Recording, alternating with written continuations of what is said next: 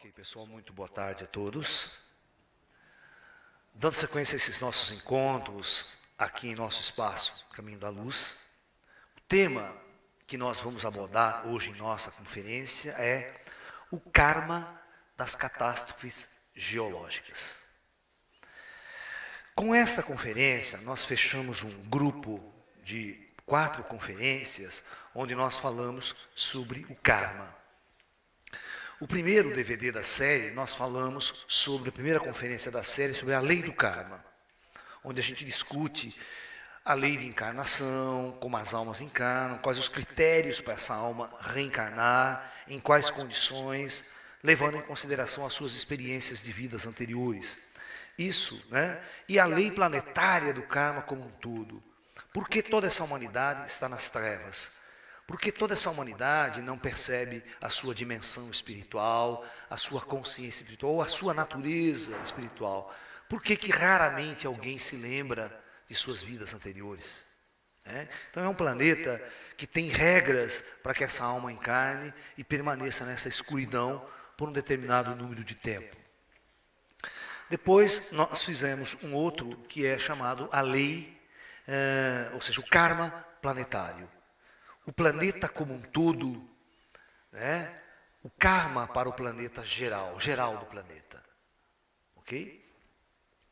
Depois nós fizemos uma outra chamada o karma da guerra nuclear. Ou seja, a famosa lei de ação e reação. Aquilo que você planta, você colhe. Se as potências mundiais estão cada vez mais enchendo seus arsenais de tecnologias avançadas de guerra, de armas cada vez mais sofisticadas de guerra, né, investindo bilhões nisso, né, é porque você está plantando, e quem planta, colhe. Né? Você vê as potências do Oriente Médio agora, as potências menores que sempre se sentiram oprimidas pelas potências mais poderosas do planeta, agora começam a se armar nuclearmente. E quando essas pequenas potências se armam nuclearmente, elas vão conversar de igual para igual. Porque quando você detinha um exército convencional, por exemplo, né, aquele que detinha maior tecnologia, maior quantidade de armas, maior número de soldados, suprimia. Né? Veja quando os Estados Unidos invadiu o Iraque. Invadiu assim, né, do jeito que quis, com a maior facilidade, sem nenhuma resistência por parte do povo árabe, da tecnologia e do armamento árabe. Agora, o Irã, percebendo que ele seria o próximo da lista, falou, não, vou desenvolver um programa nuclear sem precedentes, rápido, porque se eu tiver uma arma nuclear, eu não preciso de nenhum soldado, eu não preciso de nenhuma tecnologia mais sofisticada, só a bomba garante um confronto de igual para igual. Porque da mesma forma, eles lançam uma arma nuclear sobre uma cidade americana, é milhões que vai. Entendeu? Então a arma nuclear é uma arma de dissuasão, uma arma de confronto mesmo, de igual para igual. E não tem só agora as grandes potências e pequenas potências. A arma nuclear ela faz um estrago generalizado. Né? Então nós conversamos muito sobre isso nessa questão. E nós falamos... e agora, né, nós vamos falar especificamente sobre o karma das catástrofes geológicas. Se, né, o planeta entrar num processo, vamos assim dizer, de transições planetárias sem precedente, de um apocalipse previsto pelos grandes profetas da história, né, a catástrofe geológica, o desequilíbrio geológico do planeta seria um dos fatores mais discutidos aí dentro das profecias. Então nós vamos discutir isso, essa questão do karma dessas catástrofes geológicas, ceifando milhares de vidas, né? E nós vamos estar discutindo se houver, se possivelmente ocorrer uma grande catástrofe planetária, geológica, quais seriam os locais mais seguros para você estar. Porque nós sempre falamos, a questão do karma individual é você estar no lugar certo na hora certa. Neste último tsunami que teve na Ásia agora novamente, né, nós tivemos uma brasileira lá, morta entre as vítimas. Então, na verdade, você está no lugar certo, na hora certa Isso é o teu karma, é o teu destino, é aquilo que você constrói. Né? Ok? Então vamos falar sobre isso. Gente, olha, eu sempre tive o meu lado científico, como um cientista, como um físico, como um astrônomo, um astrofísico, e sempre tive o meu lado espiritual, meu lado esotérico, meu lado místico, meu lado de médium, de sensitivo, de trabalhar com essas coisas também. Então, eu sei muito bem a fronteira das duas coisas. Eu sei muito bem aonde a ciência termina, e dali para frente ela não tem explicações, e aonde a espiritualidade começa. Ok? Então eu nunca confundo as duas coisas. Se eu for dar uma palestra esotérica, ela é uma palestra esotérica, uma palestra espiritualista, que não tem nenhum fundamento científico. Eu já falo de cara, olha, o que nós vamos conversar hoje é sobre esoterismo, é sobre espiritualidade, não é ciência. Ciência é uma outra coisa.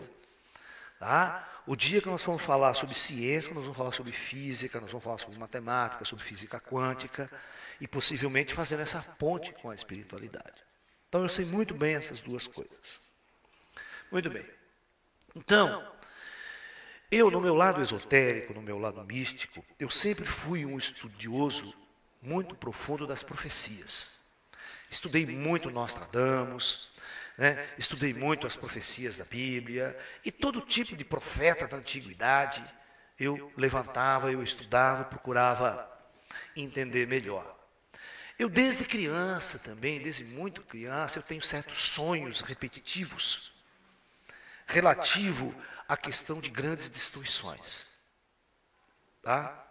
Eu nunca coloquei esses sonhos a público, nunca vim, porque eu sempre achei que não era assim de interesse, né, da maioria das pessoas, era uma coisa muito particular minha. Né?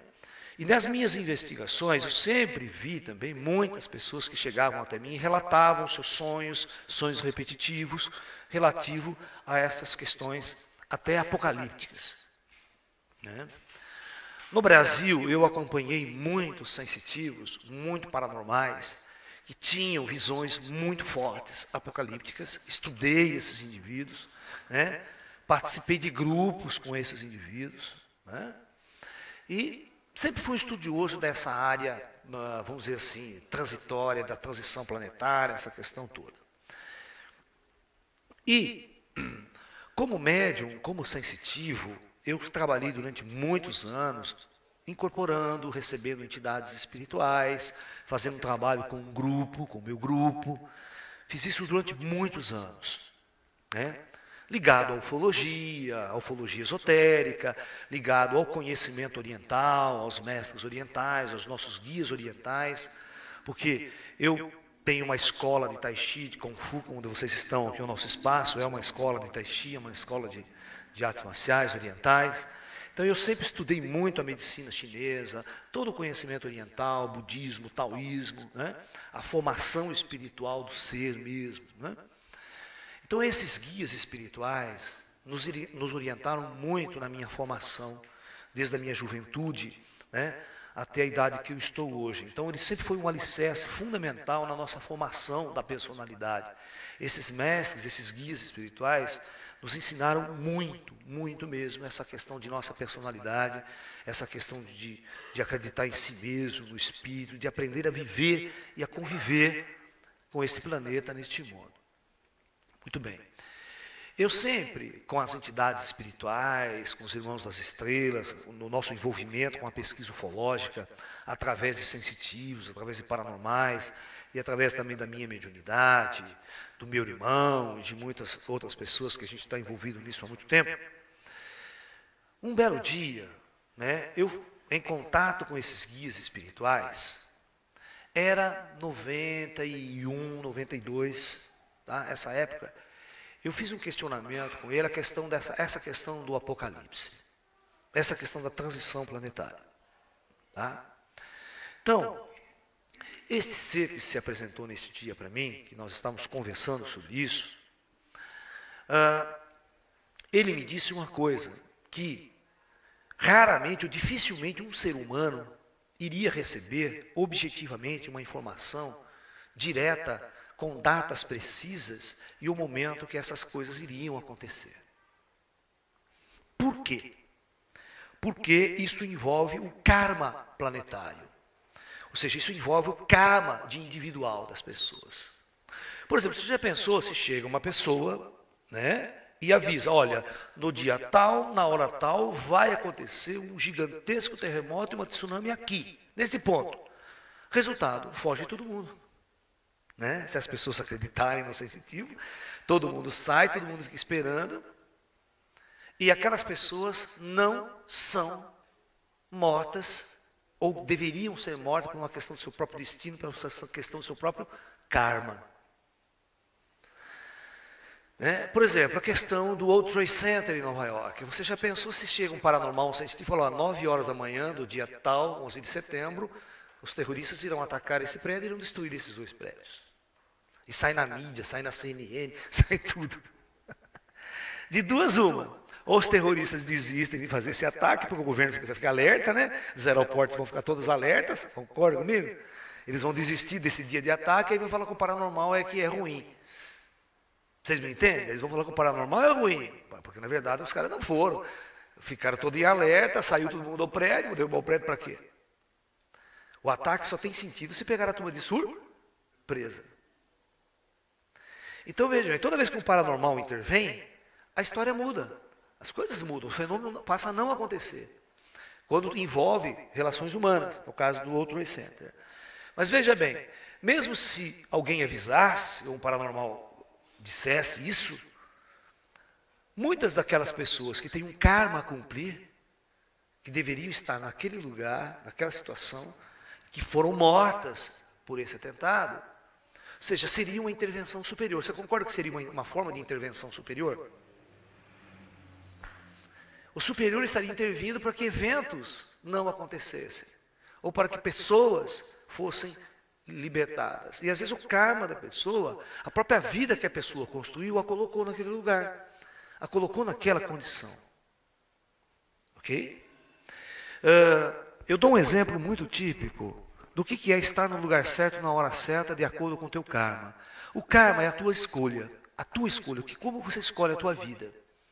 Eu lembro que existia uma novela na Rede Globo, né, um tempo atrás, chamada América, onde existia uma personagem naquela novela que o sonho dela de sucesso, de fama, poder, era ir trabalhar nos Estados Unidos para ganhar dinheiro. Então essa pessoa fazia de tudo para entrar ilegalmente nos Estados Unidos, né? Aquele sufoco, atravessar rio a nado, lá no México, todo mundo perseguindo, toda aquela pobreza, tentando sair daquela condição e buscar aquele objetivo, que é ganhar dinheiro, que é fazer sucesso dentro do modelo capitalista de sucesso. Então o sonho daquela mulher, ou daquela jovem, era estar em Nova York, era viver em Nova York, ganhar muito dinheiro em Nova York. Okay? Então veja bem, todo mundo sabe que Nova York é um dos alvos preferidos de um ataque nuclear, se houver uma guerra nuclear. Perfeito? Você vê, os terroristas vão atacar Nova York, o prédio central, o centro financeiro dos Estados Unidos. Então, é óbvio, se houver qualquer conflito nuclear, Nova York será alvo objetivo. Real. Então veja bem, se você tem esses sonhos, esses desejos na tua vida, o teu destino coloca você em Nova York. Tá? Então você acaba sendo fruto ou alvo de toda essa situação que você criou, que é os seus desejos. Mas agora, se você é uma pessoa que o seu desejo é um desejo espiritualista, é um desejo transcendental, é um desejo de iluminação, de buscar a paz, buscar outros valores, o investimento você vai levar você lá nas montanhas, pular lá, no sul de Minas, zen, tranquilo. Ninguém vai gastar nenhuma bomba atômica para jogar no meio do mato lá em Minas. Você está me entendendo? Então, ou seja, sua escolha de vida, a sua escolha dos seus valores, o seu processo de vida, coloca você no lugar certo, na hora certa. Isso é karma. Você constrói o seu karma. Você constrói esse processo em sua vida, de acordo com as suas escolhas. Entendeu? Então essa é a questão. Voltando à questão principal da nossa atitude aqui. Por isso é o karma individual, porque o karma individual você pode mudar. Às vezes o coletivo, olha, vai ter um terremoto gigantesco na Ásia, vai matar milhares de pessoas, até milhões de pessoas. Certo? Em tal lugar, em tal situação. Mas, aonde você vai estar? Aonde o teu destino vai te levar? A tua escolha de vida vai te levar. Né? Porque a guerra nuclear, certamente ela será surpresa, hein? Ninguém vai falar, amanhã eu vou jogar uma bomba atômica em você. Não vai. Os caras vão fazer um ataque completamente surpresa, como os terroristas fizeram. É isso que é uma guerra nuclear. Você veja, o Oriente Médio, ali israelenses, palestinos, eles criaram um karma ali de ódio, que a gente chama um karma cultural, um karma da civilização, um karma regional, que vai ser difícil resolver discutindo e conversando. Aquilo ali, mais cedo ou mais tarde, pega fogo. Armas nucleares, grandes profetas já previram que aquela região é uma região sem solução pacífica. A solução é uma solução extremamente desastrosa. Culmina com essa questão, porque é muito ódio plantado, uma coisa kármica muito violenta ali plantada ao longo dos milênios. Né? E você vai colhendo isso.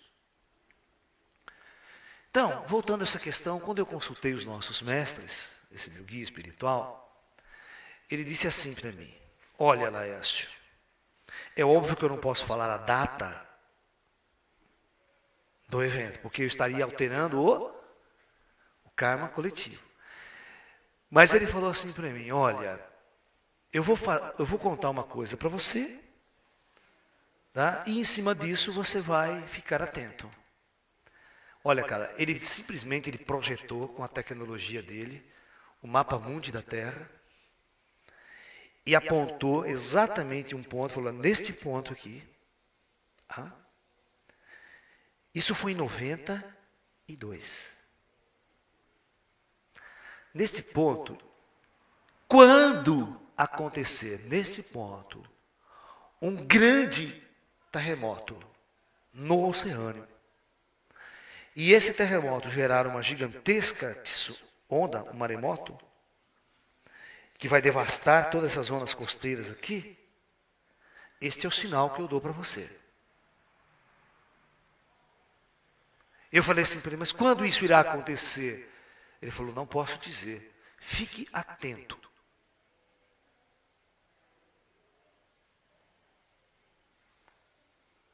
Então, eu fiquei super encucado com isso.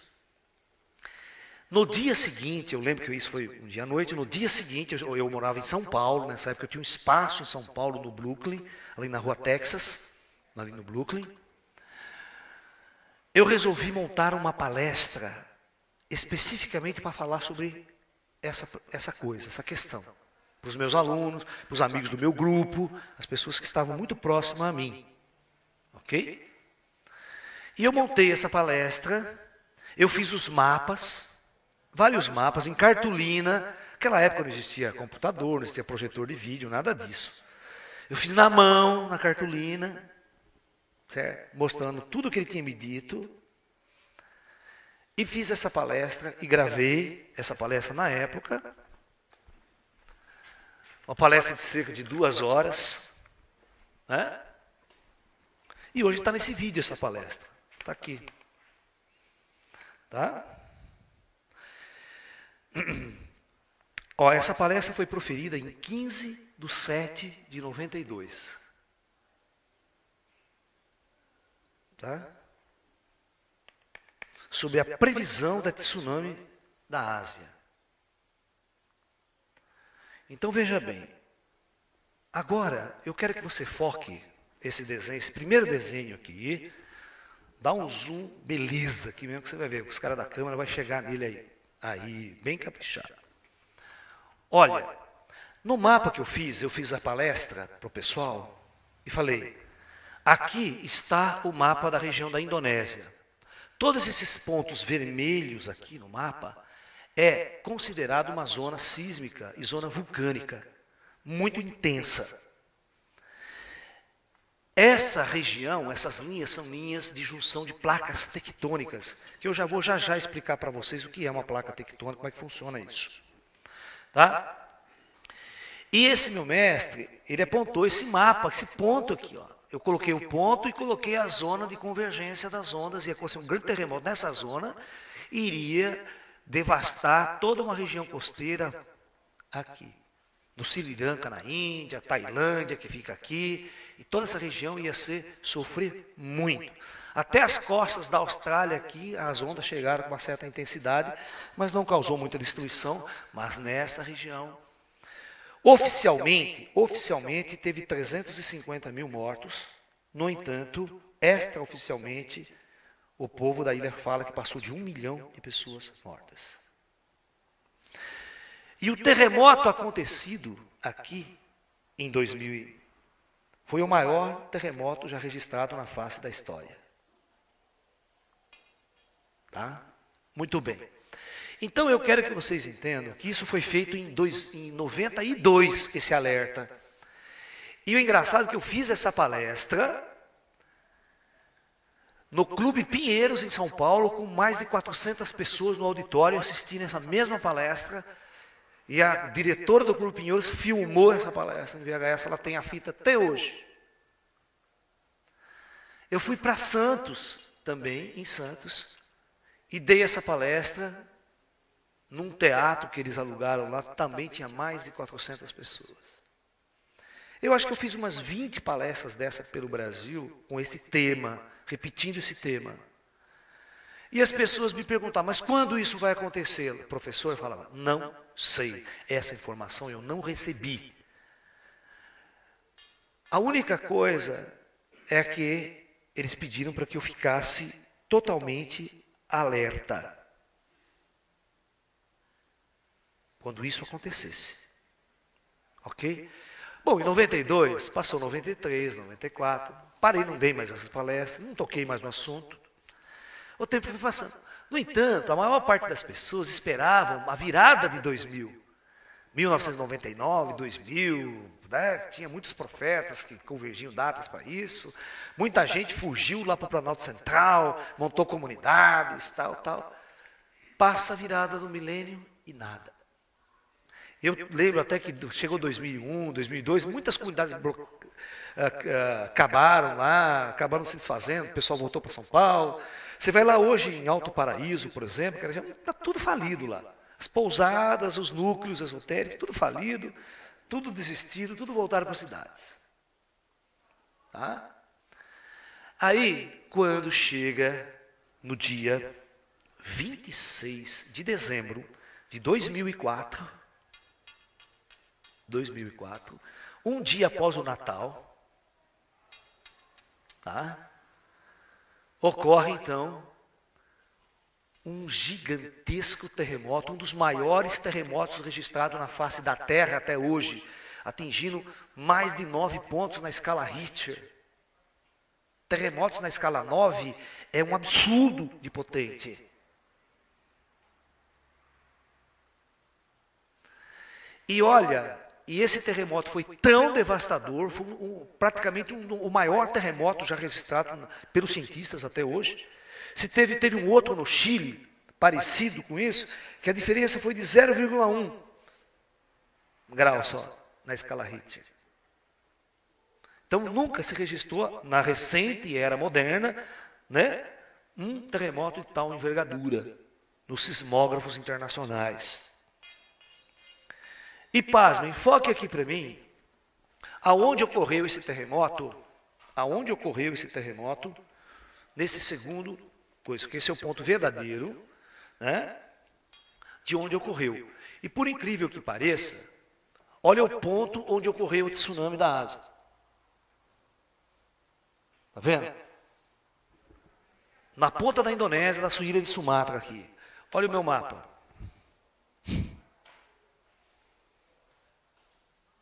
De 92.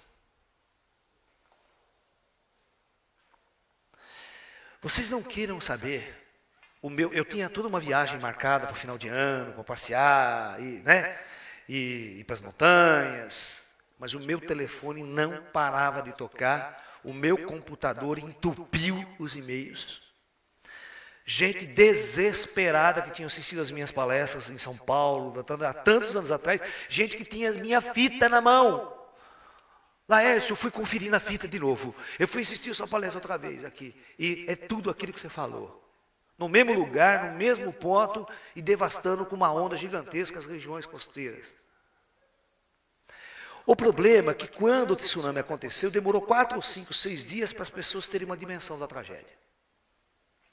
No primeiro dia, ninguém filmou.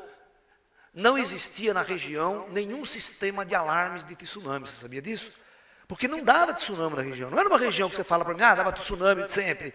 Não dava tsunami sempre nessa região. Era uma região que fazia muito tempo que não sofria graves terremotos ou qualquer tsunami de grande envergadura. De tal forma que naquela região, no mar, não existia nenhum sistema de alerta de tsunami. Por exemplo, dá um terremoto que já alerta as ilhas, corre todo mundo, você tem 1 hora para correr. Né? Esse sistema salva milhares de vidas, cara. Se você 1 hora antes avisa que vem vindo uma grande onda. Hoje os negros já estão mais ou menos queimados, né? Deu um terremoto, já sai todo mundo correndo, não quer nem esperar se vai ter tsunami ou não. Entendeu? Então, existe um alerta muito rápido que os sistemas podem oferecer. Né? Hoje o sistema é muito integrado. Né? O Japão tem um sistema avançadíssimo de alerta de tsunami, sabe? Deu um terremoto, já avisa todo mundo, já tem os sensores no mar, já percebe se vem vindo a onda ou não, se gerou uma onda gigantesca ou não, já evacua a praia rapidinho, as zonas costeiras. Mas, infelizmente, esse grande, gigantesco tsunami, ou seja, é uma das previsões que eu jamais gostaria de ter acertado. Tá? Porque levou a vida de milhões de pessoas. A coisa foi tão forte que vagões de trens, foram jogados a mais de 300, 400 metros longe de seu trilho, acima de montanha. É um negócio absurdo você pensar um negócio desse. A força das águas, destruindo tudo. Né? E o engraçado, aí, gente, o desespero foi tão grande que o primeiro final de semana de janeiro, eu tive que, nesse espaço aqui onde vocês estão, organizar uma palestra para acalmar as pessoas. Mas veio ônibus lotado de Santos. Porque eles têm medo, porque eles moram na praia, né? As pessoas tinham assistido minha conferência, veio ônibus lotado, não tinha onde pôr gente aqui. São Paulo, do quanto é mundo. E aí, Laércio, o que vai acontecer agora? Eu falei para as pessoas, olha, tenham calma, tenham paciência, que esse é um sinal, nós temos que ficar alerta. Foi o que ele me disse naquela época, que tínhamos que ficar atento, porque a humanidade precisa compreender e precisa pensar que ela está num globo frágil. Esse globo terrestre anda no espaço ao redor do Sol, num sistema completamente frágil. Uma hora ou outra pode acontecer algo inimaginável pela espécie humana. E ele dizia para mim que esse seria o aviso, o sinal. E essa região é uma das regiões geologicamente mais frágeis do planeta. Se, presta bem atenção, um grande cataclisma realmente se apresentar ao planeta Terra, tudo começa por aqui. Se a placa tectônica começar a rachar, a quebrar de grande porte, essa região será a primeira. Essa região dessas placas que vai da Indonésia, passa pela Índia, passa pelo Japão. O último terremoto que nós tivemos agora de 7,6 na escala Richter, que é fraco em relação a esse que deu, que gerou esse tsunami nas Ilhas de Samoa. As Ilhas de Samoa é um pouco abaixo da Indonésia, aqui embaixo na placa. Certo? As Ilhas Fiji e tal. Eu já vou mostrar no outro mapa para vocês aqui, essa posição. Tá? E o interessante, que veja bem, presta bem, interessante, as Ilhas Samoas ficam na placa aqui embaixo. Dá um terremoto 7,4, 7,5 e gerou essa tsunami que matou cerca de 130 pessoas.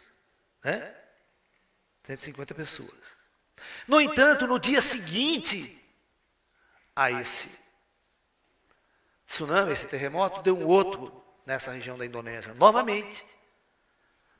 Agora com o epicentro mais próximo à ilha, não gerou tsunami, mas devastou as cidades, matando mais de 3.000 pessoas.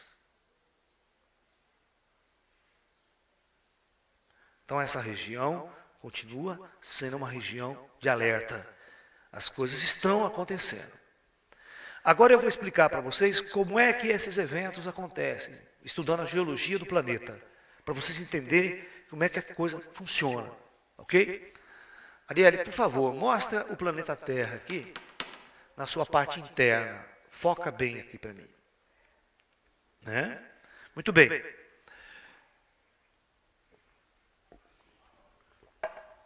O planeta Terra tem a sua origem há bilhões de anos atrás, em sua formação geológica. Ele sempre foi uma esfera muito quente mesmo. Nos seus primórdios, no seu primeiro bilhão de anos de existência, né, não havia uma crosta terrestre. Era um planeta totalmente quente, totalmente aquecido. O magma tomava a superfície da Terra. O magma quente, a rocha derretida. Era um planeta incandescente.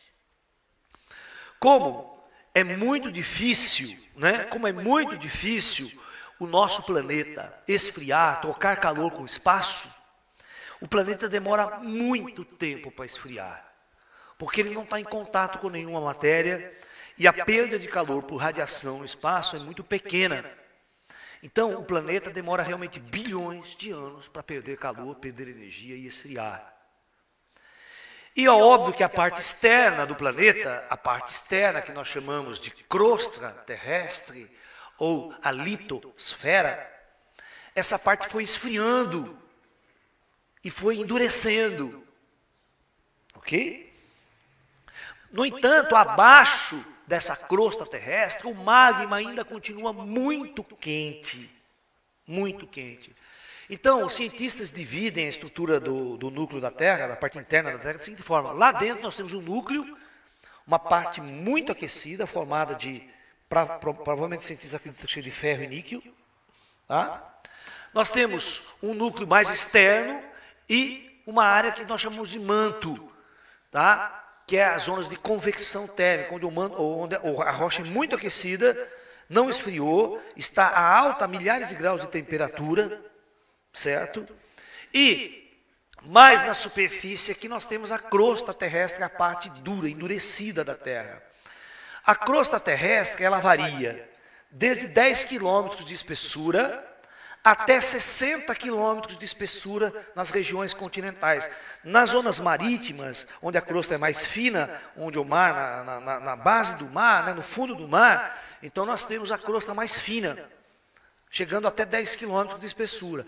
E nas zonas mais montanhosas, pode chegar até 70 quilômetros em alguns locais. Né?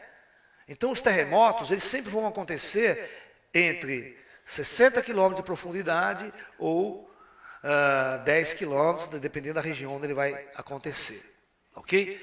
Então, veja bem, eu quero que vocês entendam que quando você faz, pensa no seguinte, vocês conhecem panela de pressão? Toda cozinheira, toda dona de casa conhece uma panela de pressão. Ok? Onde você coloca lá a panela, imagine que a parte de alumínio é a crosta dura. E você coloca a água lá dentro, a parte mole, e esquenta, e começa a esquentar no fogo. O que começa a acontecer? O que começa a acontecer? Uma grande pressão interna, pressionando as paredes da sua panela de pressão, não é? Se não existisse a válvula de escape de sua panela de pressão, que fica soltando aquele vapor, controlando a pressão interna, se não existisse, o que acontecia? Chegaria uma hora que a pressão seria tão grande que ela ia rachar a parede e ia soltar a pressão pela parede. Ok? Ia vazar com tudo a pressão interna por uma fissura ou por uma quebra na panela de pressão. Ou uma explosão violenta, liberando essa pressão interna. Então, a Terra é exatamente isso, gente. É exatamente isso que acontece. De tempos em tempos, o calor é tão grande que começa a pressionar a crosta terrestre. Começa a pressionar a crosta terrestre. E a crosta terrestre, ela vai quebrar, ela vai rachar. Quando ela racha num determinado ponto, duas coisas podem acontecer. o magma, que sob pressão pode sair por aquela aquele rasgo, aquela quebra, aquela fenda que ela causou da pressão, e começar a jorrar na superfície terrestre, formando um vulcão. Ok? Formando vulcões. E ao mesmo tempo, essas zonas, elas sofrem oscilações devido à pressão, ela quebra, racha, faz movimentos, ela sofre gigantescos terremotos, vibração da crosta terrestre. Então, um terremoto é uma vibração na crosta terrestre causada por uma pressão interna muito grande, causada pela movimentação da crosta terrestre nesse local. Ok? Então é isso que acontece. Então, vocês vão perceber que as regiões onde acontecem terremotos são as regiões que acontecem os vulcões.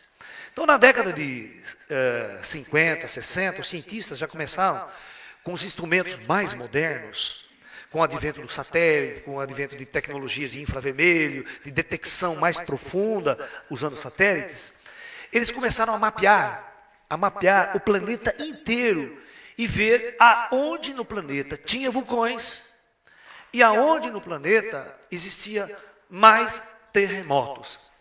E eles começaram a mapear essas regiões.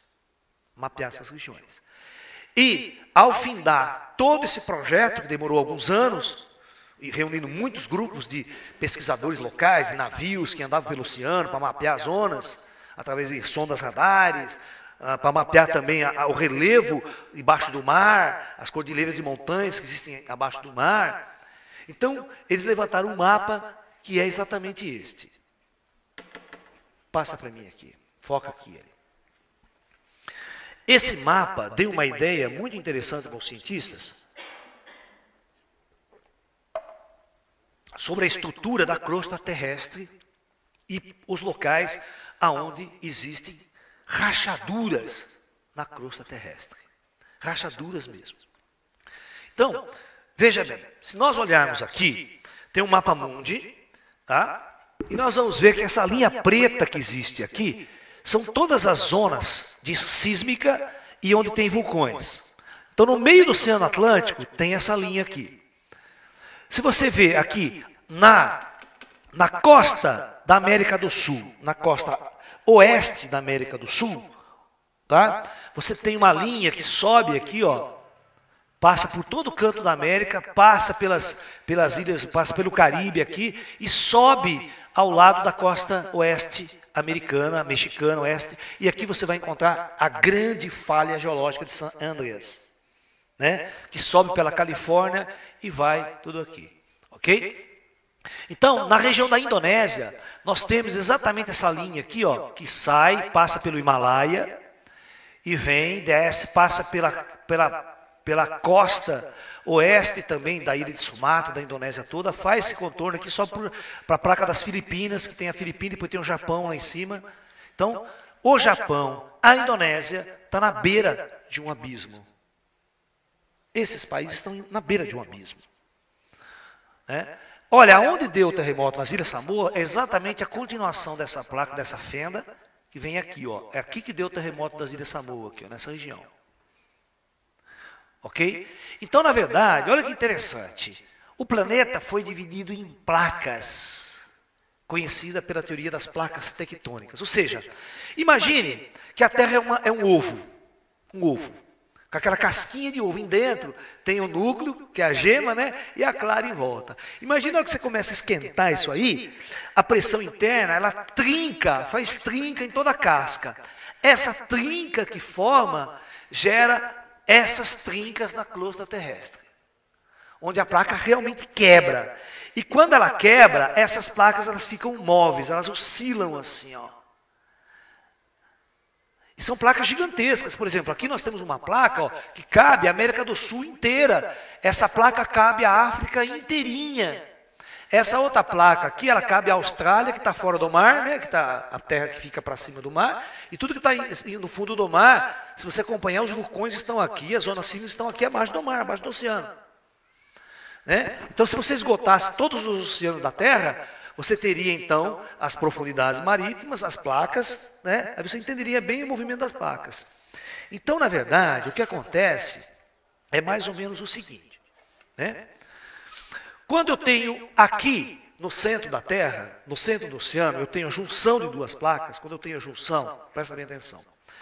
Essas duas placas aqui, vocês estão vendo meu DVD aqui, eu estou usando o DVD aqui, ó, com placa.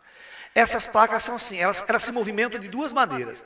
Quando ela sofre uma pressão interna, ela pode fazer isso aqui, ó. Ela pode levantar ou subir. É uma gangorra. Mas essas duas placas, elas têm uma pressão assim. Elas têm uma pressão muito grande, e uma sendo empurrada contra a outra. Aí o que acontece? A pressão é tão grande que aquela placa que é a mais leve, a ponta que é a mais fraca e mais leve, o que ela faz? Ela afunda. E a outra vem por cima. E ela começa a fazer esse empurramento aqui assim, ó. Desse lado aqui, começa a levantar a placa levanta. E quando ela levanta, ela forma cordilheiras, ela forma montanhas. Foca aqui de novo para mim, por favor. Esse aqui. Vocês vão perceber que existem linhas aqui, existem umas setinhas aqui no meu mapa. Essa setinha está empurrando para lá, essa placa está fazendo uma força para cá e essa outra para cá. Quando as duas placas se encontram, sobe uma cordilheira de montanha. Na ponta de pressão, ela faz isso aqui. E a gente chama de energia acumulada. Quando que o terremoto acontece? O terremoto acontece assim, ó, a pressão vai aumentando. A pressão vai aumentando, nada acontece, vai aumentando a pressão, mas nada acontece, vai aumentando. Chega uma hora que a pressão é tão grande que ele faz assim, ó, plá, ela dá uma quebrada, ela dá uma escorregada. Essa escorregada é violenta. Essa escorregada, a força que está acumulada nessas placas de pressão, são tão gigantescas, que são equivalentes a milhares de bombas atômicas explodindo na região. Pega 100 mil bombas atômicas e explode ao mesmo tempo aqui. É energia liberada, a hora que ela faz isso aqui. A hora que a placa faz isso aqui, ela pega o leito oceano e joga a água para cima, com uma força tão grande, que ela joga essa água, e essa água é a onda gerada após o terremoto, é o tsunami. Porque, às vezes, ela quebra num ponto, mas ela tem assim quilômetros, até centenas de quilômetros de extensão, essa placa, que ela joga essa força para frente. Então ela empurra uma quantidade de água tão violenta que é a causa da tsunami.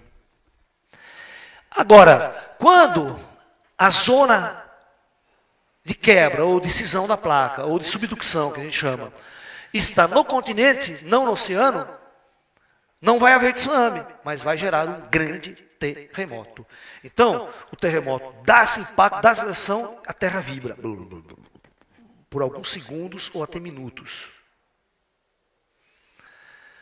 O desastre nos terremotos, a intensidade e a destruição que um terremoto causa está intimamente ligada com dois fatores. Primeiro, a profundidade que esse terremoto se dá, o tipo de solo que envolve a região do terremoto, se são rochas muito rígidas, muito duras, ou se são rochas moles. Se as rochas forem muito moles, elas absorvem a vibração do terremoto e a coisa não é tão grave. Mas se for uma rocha que não absorve, ela é muito dura, quando a vibração acontece e a profundidade também é baixa, está mais próxima da superfície da Terra, o estrago que ela vai causar na superfície é muito grande. E outro fator importante, a intensidade. Você pode ter um terremoto assim, ó. Parou. Ou seja, menos de 2 segundos, 1 segundo. O tempo do terremoto. O tempo do terremoto que é desgraça também. Porque tem terremoto muito forte que faz assim, ó. Parou o terremoto. Você está entendendo? O pior terremoto, às vezes, não é aquele que tem uma escala muito grande. Porque eu posso ter uma escala muito grande, mas ele dá um pico alto, mas apagou. O terremoto devastador é aquele que faz assim, ó. Começa a tremer e não para. Começa a tremer e não para. A coisa começa a tremer. E os prédios entram em ressonância, começa a cair tudo. Tem terremoto com 3 ou 4 minutos de terremoto. Você já pensou o que é 4 minutos de terremoto? É um tempo que você não imagina, é assustador o tempo. Né? E é engraçado que os terremotos, eles acontecem em ondas. Ele faz assim, é uma onda de choque. Então, se o epicentro está aqui, se o ponto é aqui, ele dá um impacto nessa zona, as ondas fazem assim, as ondas de choque, elas saem circulares do lugar. E é engraçado que se você vê os prédios, eles vão cair tudo nessa direção aqui. Eles caem tudo para lá, blá, blá, blá, mas vai cair que nem dominó. sabe? Então, se você chega numa zona destruída por um terremoto, você olha, você sabe de onde veio a zona sísmica, a onda. Por causa da direção das zonas sísmicas. Os japoneses antigos, eles são muito inteligentes, são muito vivos. Num terremoto, olha a engenharia japonesa da Idade Média, do século passado. Quando eles vivem numa época de uma região de muito terremoto, eles faziam construções que não caíam no terremoto. Não caíam. Por quê? Então é muito simples. Ele chegava na zona assim, o que não cai quando dá um terremoto? Árvore. Árvore não cai. Árvore balança, balança, balança, pode dar uma tempestade, a árvore está em pé, bonitinha. Não cai. Então o japonês falou, tá bom, vou fazer a minha casa assim agora. Japonês, mais antigo, eles faziam a casa da seguinte forma, no centro da casa, eles faziam isso aqui, botavam tipo uma árvore, que é a construção do pagode. Aí, aqui eles faziam aquelas construções, né,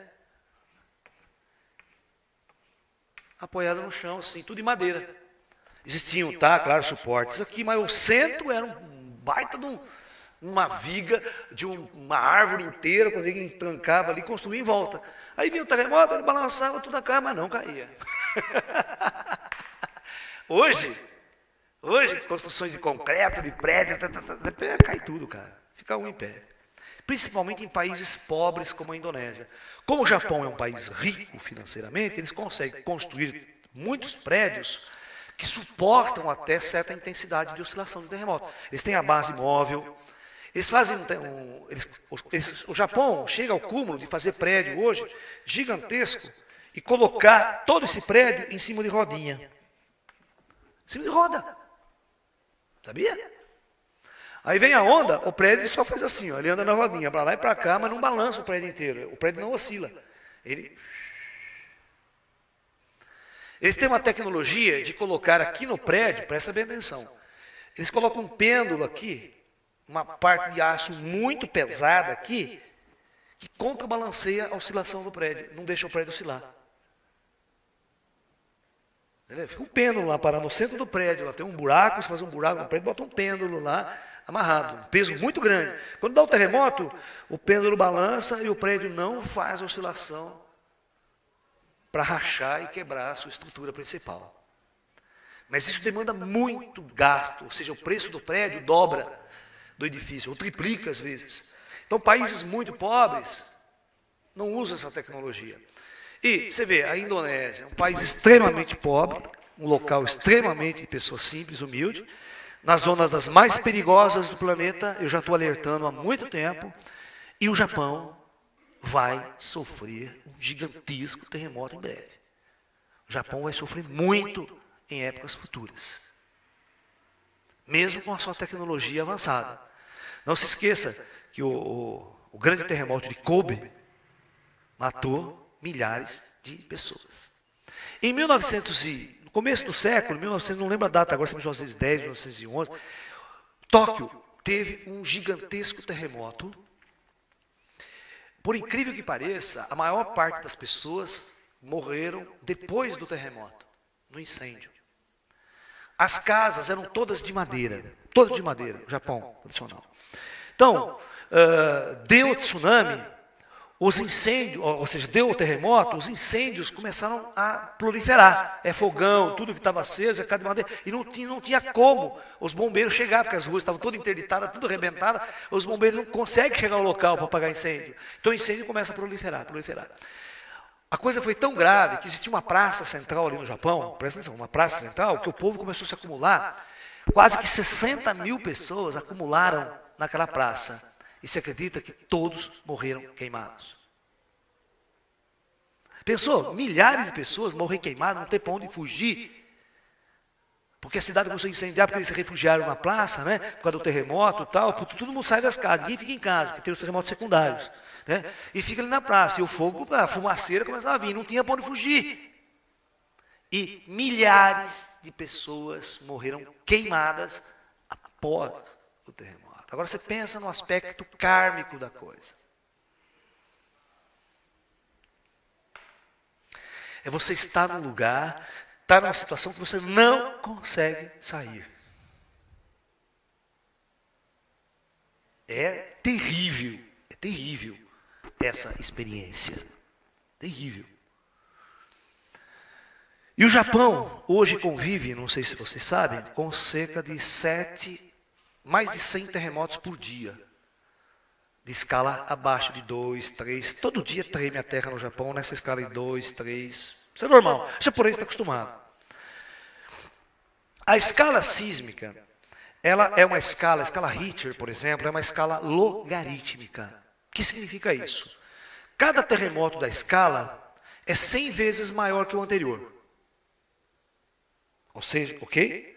Então, se você tem um terremoto na escala 4, ele tem uma intensidade. O da 5 é 100 vezes maior que o de 5, de 4. Tá? Por isso que é devastador. Você tem um terremoto na escala 8 e depois você tem um na escala 9. 7,4 já matou esses três, já derrubou a Indonésia inteira quase lá, você viu? Os prédios. Imagine se der um na escala 9. É 100 vezes maior do que esse. Entendeu? Então é a escala logarítmica, não é uma escala que dobra valor, por exemplo. Esse aqui é o dobro do valor do outro. Não é o dobro.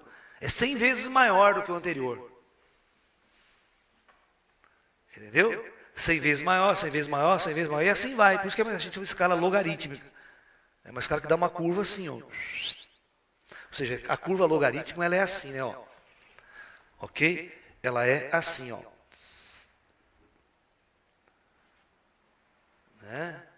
Ou seja, cada terremoto ele tem uma intensidade muito maior do que o outro. Ele não é uma reta aqui, ó, proporcional. Ele cresce muito rapidamente. Ok? Então isso é complicado. Por isso, você tem um terremoto 7,4 e tem 9,4, que foi o tsunami da Ásia. Olha, esse 7,4 matou essas 3 mil pessoas agora em Sumatra. Imagine o 9,4. Quantas vezes é maior do que o que deu agora? 100 vezes, depois mais 100 vezes. E você faz o cálculo que a coisa é feia. Se um terremoto em escala 9 acontecer numa região populosa,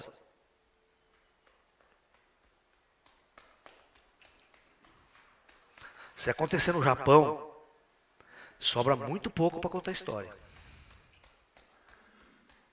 Alguns esotéricos preveem, alguns esotéricos, não eu.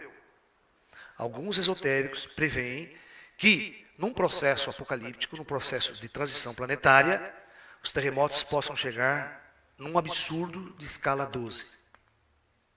Nunca registrado na face desse planeta. Edgar Cayce faz uma previsão de que Atlântida voltaria à superfície. Foque comigo esse mapa aqui, por favor. Esse mapa aqui mostra a placa do Atlântico, a linha do Atlântico. Então aqui, nessa linha do Oceano Atlântico, existe uma cadeia montanhosa muito grande, existe a falha geológica aqui da junção de placas. Segundo os esotéricos, a Atlântida estava por aqui, ó, perto da América Central, mas mais ou menos nessa zona aqui. Quando a Atlântida afundou há 12.500 anos atrás, a placa, ela fez isso, ó. Ela estava na superfície. Então a placa era assim. Presta atenção. Ela era assim. E a Atlântida estava na superfície. Naquela época o terremoto foi tão grande que afundou a Atlântida. A placa inverteu. Subindo mais a outra ponta aqui. Para que a Atlântida volte à superfície novamente, segundo as previsões desse profeta Edgar Cayce, o que teria que fazer a placa? Ela está mais ou menos 1.000 e tantos metros da fundo do mar aqui. A placa teria que fazer um movimento tão violento de levantar-se novamente. Um terremoto dessa envergadura, para trazer a Atlântida à superfície, e aquela região do Caribe à superfície, reze para que isso não aconteça nunca. Porque isso geraria uma tsunami, uma onda, de mais de 500, 600, 700 metros de altura. Aqui devastou a Ásia, 30 metros de altura. 30. Agora você imagina uma onda de Até está esse famoso filme que vai entrar em cartaz aí, se você já assistiu esse vídeo daquela ano que vem, já entrou, já foi.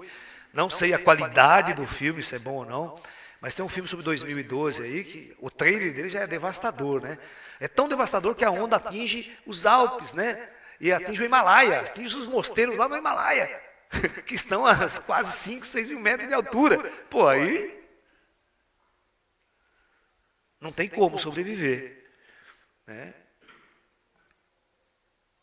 Entendeu? Nesse filme, segundo esse filme. Ele mostra até o Cristo Redentor sendo destruído, né? É uma devastação total. Nesses termos, o filme, o trailer é bonito em termos de qualidade de filme, assim, vamos supor assim, de efeitos especiais. Para a gente ter noção do que é viver um grande tsunami, um grande terremoto de ordem planetária. Tudo bem. Foca esse mapa aqui para mim, para eu explicar melhor as zonas de junção de duas placas.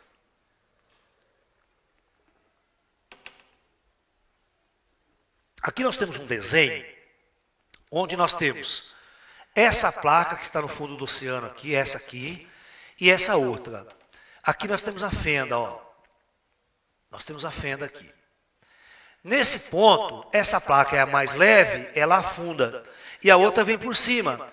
Nessa junção, de uma por cima e outra por baixo, que dá esse atrito, é que dá esse agito e acontecem os grandes terremotos. E os vulcões, acontece essa parte aqui, cresce uma cadeia de montanha, e nessa parte de baixo acontece a junção das placas. Essa parte se levanta, porque a outra empurra essa para baixo, e a tendência aqui é se levantar, formar cadeias montanhosas, formar vulcões em alguns pontos. Tá? Na região da Indonésia, gente, né, temos centenas de vulcões ativos. E lá, né, na Indonésia, em 1800, lá vai alguma coisa, não lembro a data exata agora, né, mas é 1800 de alguma coisa, houve a explosão, uma das maiores explosões vulcânicas da história da humanidade, que é a explosão do Krakatoa, né, na ilha de Java. O vulcão explodiu com uma potência tão violenta, a ilha toda desapareceu do mapa, o tsunami gerado a mais de 300 quilômetros de distância, devastou ilha, jogou navio para dentro do continente, matando milhares de pessoas na época também. O tsunami foi tão violento que a onda de choque deu mais de 5 voltas no planeta Terra, antes de se dissipar. Um único vulcão. Tá? Muito bem, agora, gente, o que poderia acontecer para que a Terra entrasse num colapso profundo de suas placas tectônicas ou terremotos de ordem planetária? Ou seja, o que nós estamos vendo são terremotos localizados, certo? Ora na Indonésia, ora um aqui, ora no outro lá, certo? Pontos específicos.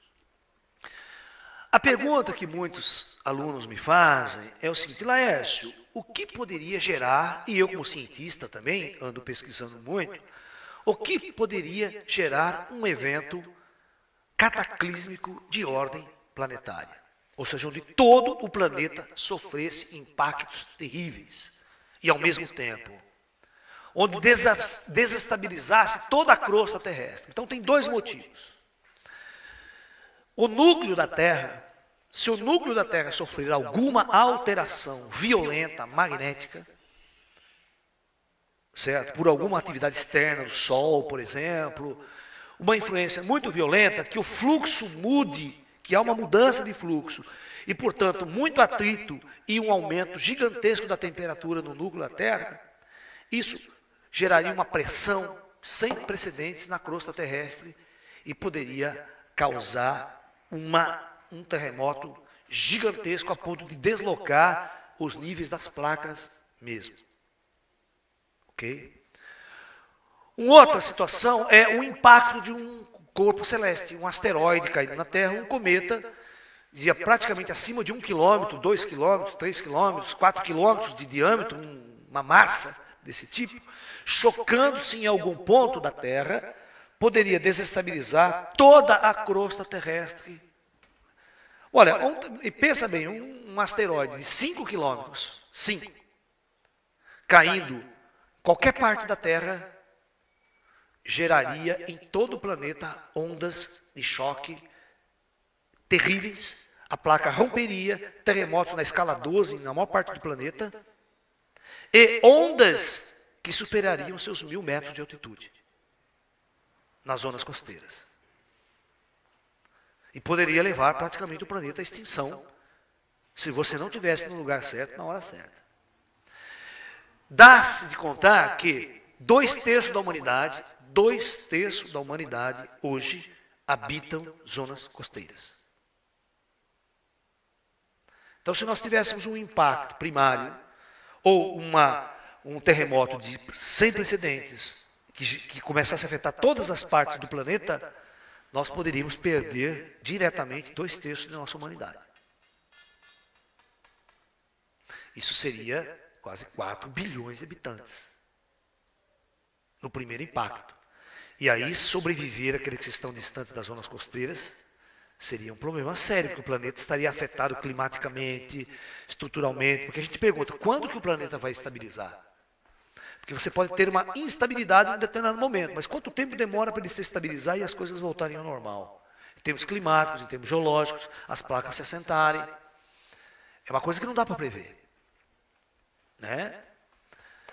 Outro motivo que poderia desestabilizar a estrutura geológica do planeta seria, possivelmente, que alguns até profetas falam sobre o astro X, ou a passagem de um astro muito grande, de Nibiros, Hercólabus, ou qualquer astro gigantesco que passasse próximo ao planeta Terra e fizesse com que o planeta Terra sofresse um arrasto gravitacional, ou uma perturbação gravitacional. E essa perturbação gravitacional, né, poderia causar porque a Terra ela gira em torno de um eixo, ó, bonitinho, certo? Tá? Pega um peão, para você brincar, joga um peão no chão, ele vai ficar bonitinho, rodando. Quando o peão começa a perder rotação, o que ele começa a fazer? Ele começa a fazer isso aqui, ó. Ou seja, ele sai do seu eixo de rotação e ele começa a balançar assim. Então você imagine a Terra girando bonitinha, como está agora, sem problema, em torno do seu eixo. E a velocidade é alta, hein? Vocês não imaginam que no Equador da Terra são muitos quilômetros por hora que a Terra chega a milhares de quilômetros por hora a velocidade de um ponto da Terra, girando. No Equador, por exemplo. Bonitinho. De repente, vem uma coisa e bate nesse eixo aqui, ele faz assim. Vocês estão me entendendo? Então, você imagine a Terra. Opa, peraí. Imagine o planeta Terra, aqui, girando em torno do seu eixo. Bonitinho. Aí um astro gigantesco entra na zona de atração gravitacional da Terra e ele puxa esse eixo da Terra por uma força gravitacional. Essa puxada pode causar um pequeno balanço, uma pequena oscilação. Essa pequena oscilação, ela seria devastadora. Ela ativaria o núcleo e também os oceanos. E a crosta, como ela é frágil, poderia causar essa diferença de pressão, terremotos e oceanos invadindo tudo, simplesmente porque a Terra, o eixo da Terra se desestabilizou. O eixo de rotação. E até muitos esotéricos falam, né, que esse evento verticalizaria o eixo da Terra, né, colocaria o eixo da Terra, que hoje é inclinado em 20 e tantos graus, né, ele ficaria perpendicular e aí não existiria mais estações do ano. Né? O planeta teria um clima igual o ano inteiro, nas suas zonas climáticas. Tá? Ou seja, o Equador, a temperatura seria sempre a mesma, nos trópicos seria sempre a mesma, seria uma única estação o ano inteiro, porque o eixo... Porque o que causa a variação das estações, as 4 estações do ano, é a inclinação do eixo de rotação da Terra. Se o eixo verticalizar, muitos esotéricos falam na verticalização, mas o fenômeno de verticalização só seria possível se uma força externa atuasse na alavanca do sistema aqui para mexer com o eixo. E uma força externa pode ser o impacto. Se um asteroide bater num ponto aqui, ó, ele pode jogar a Terra para cá e verticalizar. Mas teria que bater no lugar certo, na hora certa. Porque se ele bate do lado de cá, piora a situação. Entorta mais o eixo para lá, certo? Entendeu? Então, teria que ser sui generis essa batida. No ponto certo, na hora certa. Também não pode bater no centro, que também não mexe muito, né? Se bater no centro, o cometa, ele não vai oscilar muito o eixo, não. Ele tem que bater nas pontas. Né? Porque vocês sabem, é física, né? Bateu aqui, vira para lá. Bateu para cá, vira para cá. Entendeu? Então, zonas de impactos em determinados locais podem deslocar o eixo da Terra. E diga-se de passagem, talvez vocês não saibam, mas, há milhões de anos atrás, o polo norte da Terra era exatamente no Equador. Vocês sabiam disso ou não? A Terra girava completamente diferente. O eixo era assim, ó. Está provado isso. E o eixo da Terra mexeu muito ao longo desses milhões de anos, por vários fatores.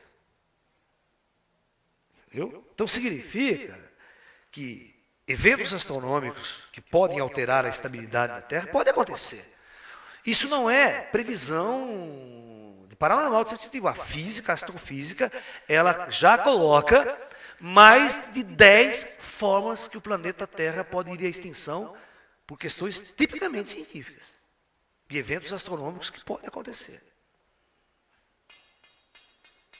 Ok?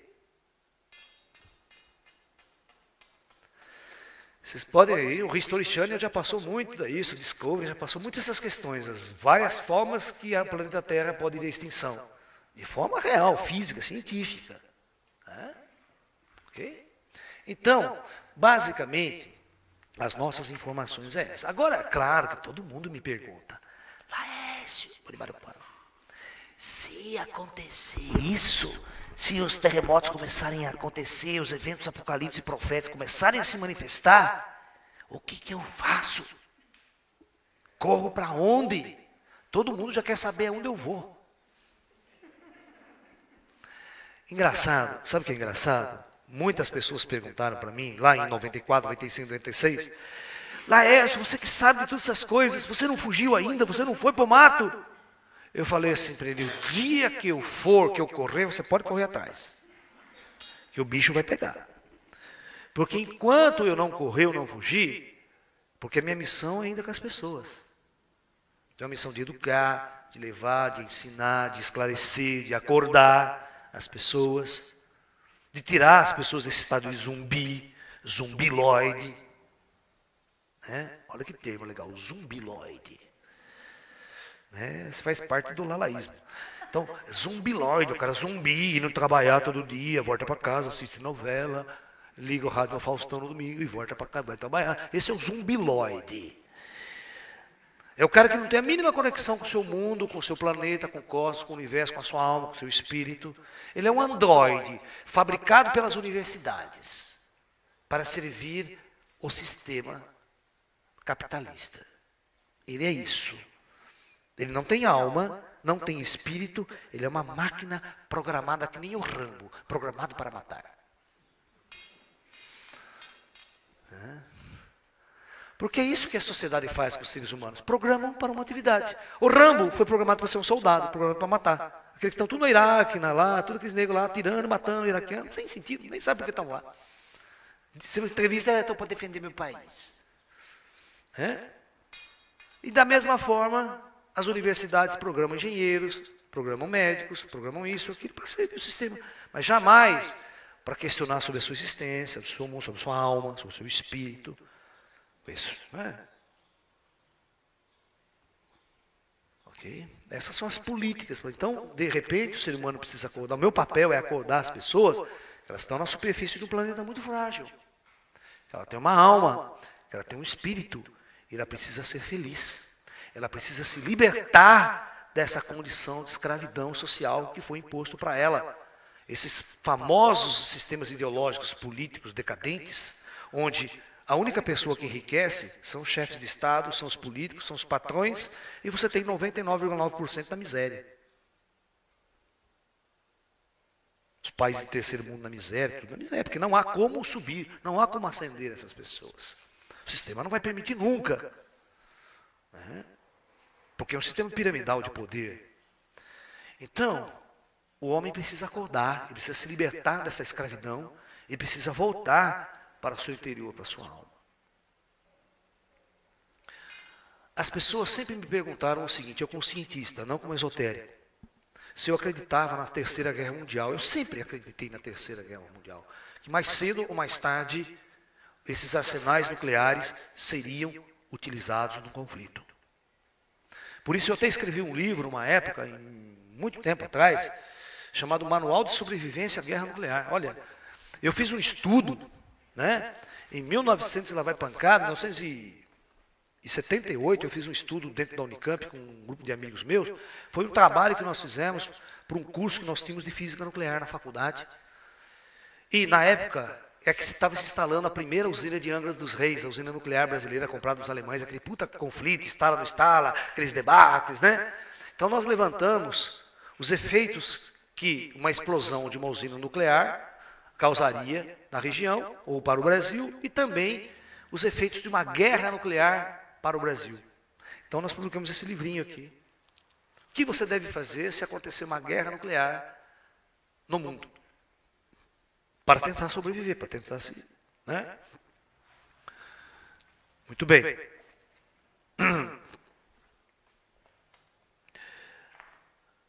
Então, as pessoas sempre me perguntaram o que fazer numa questão de crise. Como sobreviver? Onde está se houver problemas geológicos sem precedentes na história do planeta? Não diga que eu estou afirmando que vai acontecer. Não é isso. Porque eu não sou um profeta. Eu estou aqui para expor ideias, discutir ideias, colocar em debate essas ideias. Será que em 2012 realmente vai acontecer tudo isso? Quem é que tem certeza e pode afirmar? Né? Mas eu sempre ensinei os meus alunos uma questão muito simples. Você faz dois planos na sua vida. O plano A e o plano B. O plano A é aquele plano assim que nada vai acontecer, não vai ter terremoto, não vai ter fim de mundo, não vai ter nada. Então eu planejo minha vida, vou fazer isso, vou fazer aquilo, tal. Esse é o plano A. E aí, como nós somos brasileiros, brasileiros sempre dá um jeitinho, nós temos o plano B. O plano B é o plano de emergência. É aquele plano que eu já tenho planejado. Eu tenho minha mochila, tem pão de correio, tem minha casinha lá, tem tudo no cantinho, alimento estocado, tudo preparado. Se começar a esquentar a história, não aplica o plano B. Você não pode ser aquele cara, por exemplo, que colocou toda a sua vida, por exemplo, no plano B, e depois nada acontece. E aí? Se frustra? Jogou a sua vida fora? Ah, eu podia ter feito aquilo, fica frustrado. Ah, eu podia ter feito aquilo, não fiz por causa disso. Não, não é assim. Por exemplo, o que é estar no lugar certo na hora certa? Eu, há muito tempo atrás, todos os meus alunos que me conhecem, sabem que eu sempre quis construir uma escola nas montanhas, uma escola de meditação, de treinamento interior, desenvolvimento espiritual, tá? Uma escola zen, uma escola onde nós pudéssemos praticar, estudar astronomia, estudar ufologia, estudar, né, alimentação natural, práticas de tai chi, yoga, trabalhar no nosso ser. Tá? E essa escola foi planejada como nos moldes dos grandes templos antigos da China, nas montanhas, longe dos grandes centros urbanos, para que as pessoas pudessem ficar em paz, meditar, estar em contato com o espiritual. Esse é o meu plano. Mas eu já aplico exatamente o plano B nesse negócio. É estar no lugar certo na hora certa. Então eu vou fazer esse projeto em um determinado local, que eu sei que é seguro, em face de grandes eventos cataclismos que possivelmente pode acontecer. Né? Então, a gente já amarra o burro da gente no lugar certo. Se nada acontecer, nós vamos estar meditando, trabalhando no nosso interior e fugindo dessa escravidão, né, da sociedade consumista, capitalista e zumbiloides. Então, nós estaremos voltados ao nosso trabalho. Agora, se por acaso os eventos começarem a disparar questões geológicas sem precedentes, terremotos sem precedentes, tsunamis e outras questões mais, ou uma guerra nuclear, tudo isso junto, nós já vamos estar num lugar certo, numa altitude certa e num ponto exatamente seguro com relação a tudo isso. Mas mata 2 coelhos com uma cajadada só.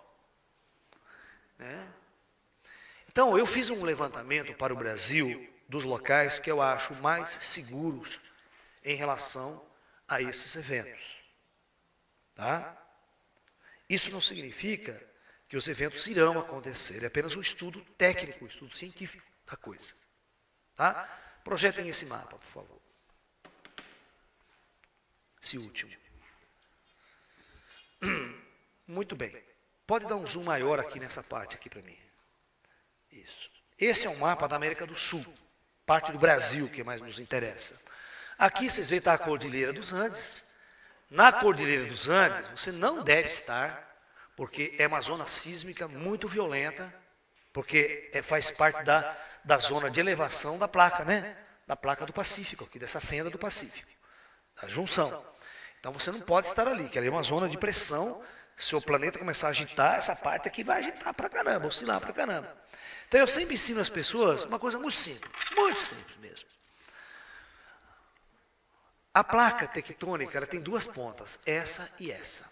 No caso do Brasil, uma está aqui e a outra está lá no meio do Oceano Atlântico. Então, presta atenção, se a placa se movimentar, qual é o lugar mais seguro que você deve estar no meio da placa? Isso, o meio é a parte que menos qualquer uma das pontas é fria. E se essa parte se levanta, o mar vai escorregar, não vai? O mar não vai vir para cá com uma onda gigantesca, violenta. Então, na zona costeira, você não pode estar. Então, resultado. Laércio bolou este mapa, onde esta zona costeira aqui você não pode estar. Nem na Amazônia. Porque a Amazônia vai ser totalmente inundada. Ela seria totalmente inundada num evento como esse. Então, você tem que estar longe das zonas costeiras e em regiões muito altas, acima de 1.000 metros de altura, para garantir que a onda não morre teu pé. Que tubarão não vem morder o seu pé. Entendeu? Então, essas regiões são aqui no sul de Minas, na Serra da Mantiqueira, aqui no sul de Minas, e subindo para a região de Minas, aqui tem uma zona montanhosa muito boa. Aqui nós temos uma zona montanhosa também, lá na Bahia, naquele lado tudo aqui assim, certo? Que é boa. Mas a melhor de todas, se você fosse estudar mesmo, seria o Planalto Central aqui. Tem altitudes muito grandes aqui nessa região que eu estudei aqui, e está longe do oceano, e tem essa cadeia de montanha aqui para proteger ainda, se alguma coisa vier de lá para cá. Essa aqui seria a melhor. É o Planalto Central, Alto Paraíso, Sul de Goiás, o Espigão, aqui tá? Aqui é um lugar interessantíssimo, que está no meio da placa mesmo, da oscilação. Se você fizer pesquisas sísmicas, quase nunca teve terremoto nessa região, em toda a história do Brasil. Então, por fato de não estar em fendas, o Brasil não tem zona sísmica, não tem terremoto de grande intensidade aqui. Tem uma condensação de camada aqui, uma coisinha ali, mas não é fendas, não são fendas graves. Então, numa época de terremoto, aí sai direto, sai para fora, toma um cafezinho, deixa tremer para volta. E aí, né, a nossa casa vai ser de bananeira, não vai cair nada, vai sair carcaça de banana na cabeça. A gente chama abrigo tupiniquim. O americano tem a puta grana construir milhões de dólares um abrigo, nós não, aí monta uma barraca e vai morar lá embaixo, cara. Seja o que Deus quiser. Pois. Entendeu? Mas, pelo menos, você está garantido de grandes ondas que poderiam invadir as zonas costeiras. Então, basicamente, os locais que eu considero mais seguros no mapa do Brasil é esse aqui. Tá? Se você quiser amarrar seu burro, comprar sua terrinha, fugir do mundo, fugir da vida, é por aí. A base do Lalá vai estar por aí. Depois vocês vão atrás do Lalá. Vão estar tudo em volta lá. Aí vê o que vai acontecer. Entendeu? Eu prometo para vocês que eu vou preparar um seminário especial para falar sobre 2012. Verdades e mitos. Porque eu tenho analisado todo o que vem, esse material que vem pela internet. Tem muito lixo aí, gente. Tem muita coisa errada, tecnicamente falando, cientificamente falando. Tá? Das próprias profecias maias. Se você fizer uma pesquisa séria nos textos maias, não tem as profecias desse jeito que as pessoas estão colocando aí. Então eu quero fazer um seminário onde eu vou deixar bem claro, olha, isso são paranormais e sensitivos que estão falando. Se você estudar os textos maias que existem, não tem esse tipo de previsão. Só que nos textos tem, sim, algumas previsões. Tá? O calendário termina em 2012 mesmo. Tá? Ele termina em 2012. Tem motivos. E os maias têm uma previsão fantástica de atividade solar. Os maias falam de uma atividade muito profunda no Sol, em determinado 2012, nesse momento. E é final de um ciclo, não é esse ciclo comum de 11 anos, não. Não é nem de 26 mil, é um ciclo, é uma medida de tempo que eles dão muito grande. Porque esse 26 mil anos, maia, é basicamente a precessão do equinócio. Que todos os antigos já sabiam, lá na Mesopotâmia, sumérios, babilônicos, esse pessoal já conhecia a precessão do equinócio. Que demorava 25 mil, cento e tantos anos para acontecer. Então, esse período de tempo que os maias transitam também é a precessão do equinócio. Que não tem nada a ver com essa história de Alcione, do cinturão de fótons, achando que tem algumas profecias que dizem, né, alguns caras aí, que a Terra circula, o sistema solar circula as Pleiades, a estrela Alcione das Pleiades. Isso está totalmente errado. Astrofisicamente, isso não acontece. Então é isso que eu vou contar. Essa história também, prestem atenção, vou falar sobre isso. Que a Terra e o Sol vai se alinhar com o núcleo da galáxia em 22/12/2012, um alinhamento sui generis, que nunca aconteceu. Isso também é babaquice, porque todos os anos, no dia 22 de dezembro, a Terra e o Sol se alinham com o núcleo da galáxia. Todos os anos isso acontece. Ah? Então, nós vamos esclarecer e explicar isso muito bem, porque essa é a minha área, astronomia e astrofísica, eu manjo. Então, essa área eu posso discutir, posso falar de igual para igual com qualquer cientista. E com os esotéricos também. Porque tem muito esotérico falando bobagens astronômicas e astrofísicas. Coisas que realmente não acontecem, não existem. Então, nós precisamos explicar isso muito bem para os meus alunos e para aqueles que ouvem o meu trabalho. Eu vou colocar o meu ponto de vista. Isso não é destruir ou falar mal de nenhum sensitivo paranormal que defende essa tese. Vamos colocar as coisas limpas. Você acredite no que você quiser depois. Aí é problema teu. Por um dia que não foi avisado. Porque as coisas estão aí, a ciência também tem o seu valor. As tecnologias descobertas, os grandes telescópios, as grandes observações, cientistas que passaram uma vida inteira observando certas constelações, certas estrelas do céu para fazer suas medidas, têm um valor intrínseco muito alto. Não pode ser deixado de lado. Ok? Então nós vamos discutir profundamente essas coisas. Perfeito? Então é isso, gente. Por hoje é só. Eu desejo a todos muita paz, namastê e até um próximo